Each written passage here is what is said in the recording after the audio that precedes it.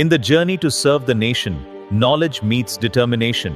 At Symbiosis IAS, together we will succeed. શું છે તો કે ભાઈ આઈઓડી બોલે તો ઇન્ડિયન ઓશન ડાયપોલ ગુજરાતી થશે હિન્દ મહાસાગર દ્વિધ્રુવ.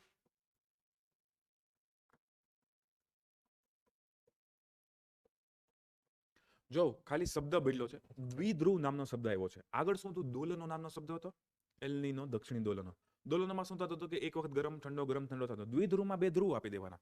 એમાં હવે એક ધ્રુવ ગરમ ને બીજો ધ્રુવ ઠંડો, ને બીજો ધ્રુવ ગરમ ને પહેલો ધ્રુવ ઠંડો, આવી રીતે થતી રહેશે. તો ખાલી નામકરણ અલગ છે, સેમ વસ્તુ છે. તાપમાનમાં તફાવત આવવાના છે. તાપમાનમાં તફાવત ક્યારેક પેલી બાજુ, ક્યારેક આ બાજુ, ક્યારેક પશ્ચિમ હિન્દ મહાસાગરમાં, ક્યારેક પૂર્વ હિન્દ મહાસાગરમાં. પણ હવે આને આપણે સમજવાની ટ્રાય કરીએ કે ભારત દેશ તમને જે જોવા મળતો હોય, ઓકે, અહીંયાથી તમે જાઓ તો અરેબિયન પેનિન્સ્યુલા તમને જોવા મળે.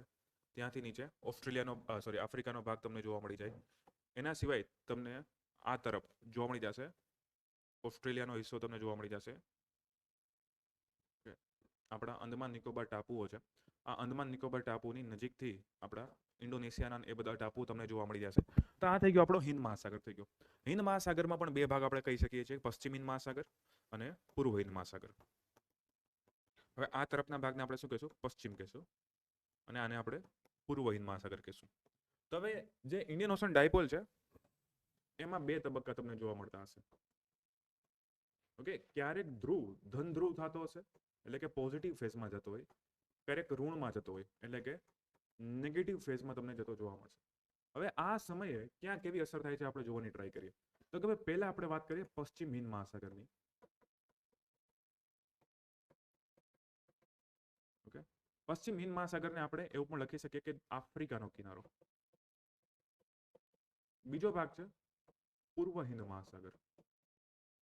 પૂર્વ હિન્દ મહાસાગર સાઉથ ઇસ્ટ એશિયા અથવા તો ઇન્ડોનેશિયા, ઓસ્ટ્રેલિયાનો કિનારો તમને જોવા મળી જશે.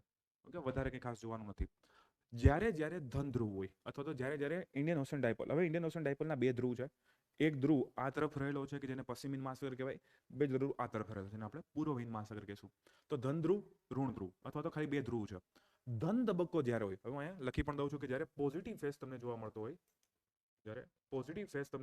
હોય, ત્યારે ભારતની નજીક અથવા તો દક્ષિણ આફ્રિકા, પશ્ચિમ આફ્રિકા, પૂર્વ આફ્રિકા, આ બધાની નજીકમાં. ઓકે, આ તમે જો દક્ષિણ આફ્રિકાનો ભાગ છે, આ પૂર્વ આફ્રિકાનો ભાગ છે. અહીંયા શું હશે? પ્રમાણમાં ગરમ પાણી તમને જોવા મળશે.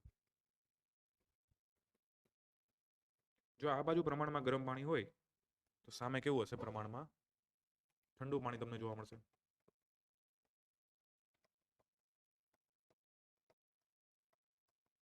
ઓકે, પહેલા તો આ મુદ્દો યાદ રાખજો.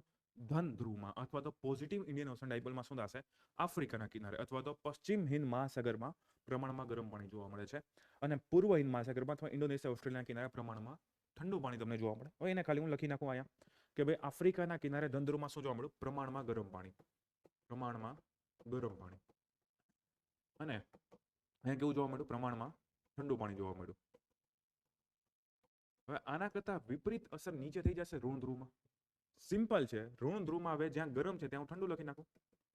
પ્રમાણમાં ઠંડુ પાણી, પ્રમાણમાં ગરમ પાણી. ઓકે, તો આપણે એક ટેબલ બની ગયું જેમાં આપણને આઈડિયા આવી ગયો. આઈઓડી પોઝિટિવ હોય ત્યારે શું થાય, આઈઓડી નેગેટિવ હોય ત્યારે શું થાય. હવે આની અસર શું થશે આપણે સમજીએ. તમે જો અસરમાં ધ્યાનથી મને એ કહો કે ભારતનું ચોમાસું જે નોર્મલ પવન આવતા હોય છે એ કઈથી કઈ ડાયરેક્શનમાં આવે છે, કઈ દિશામાં આપણા પવન આવતા હોય? પવનની દિશા કઈ છે ભારતમાં? ચોમાસાના પવનની દિશા કઈ છે અંદર આવતા પવનોની? કયા? West to east, south west to north east. કેવા? South west to north east. આ પ્રકારે જાય છે, નોર્થ ઈસ્ટમાં જાય છે. આવે છે ક્યાંથી? સાઉથમાંથી, વેસ્ટમાંથી જાય છે. કઈ બાજુ? નોર્થમાં જાય છે, ઈસ્ટમાં જાય. તો મતલબ ભારતનું ચોમાસું આ તરફથી આવશે. અહીંયા એક વિસ્તાર એને કહેવાય મસ્કેરીન હાઈ પ્રેશર રિજિયન. આ મસ્કેરીન હાઈ પ્રેશર રિજિયન મતલબ કે ત્યાં હાઈ પ્રેશર ક્રિએટ થાય. હાઈ પ્રેશર ક્રિએટ થાય ત્યાંથી પવનો છૂટા પડશે. એ પવનો છૂટા પડીને ક્યાં આવે? તિબેટન લો પ્રેશરમાં, એટલે કે તિબેટની આજુબાજુમાં લો પ્રેશરનો એરિયા હોય. તો આવી રીતે આપણા પવનોની સર્કિટ રચાતી હોય છે. તો હવે તમે જો કે ભારતમાં ગરમ પાણીનો જથ્થો હતો તો વાદળો આ જગ્યાથી બનશે. આ જગ્યાએ ગરમ પાણી તમને જોવા મળતું હોય તો ભારતમાં વાદળો સારા બનશે કે ઓછા બનશે? સારા બનશે. તો સિમ્પલ આપણે યાદ રાખવાનું કે જ્યારે આઈઓડી પોઝિટિવ હોય ત્યારે અસર શું થશે? ભારતના ચોમાસા માટે સારું. ભારત માટે સારું ચોમાસું એવું લખી નાખીએ. તો આના કરતા વિપરીત અસર એક્ઝેક્ટ નીચે થશે. જ્યારે ઋણ આયોડી હોય ત્યારે શું થશે? ચોમાસું અવરોધાશે.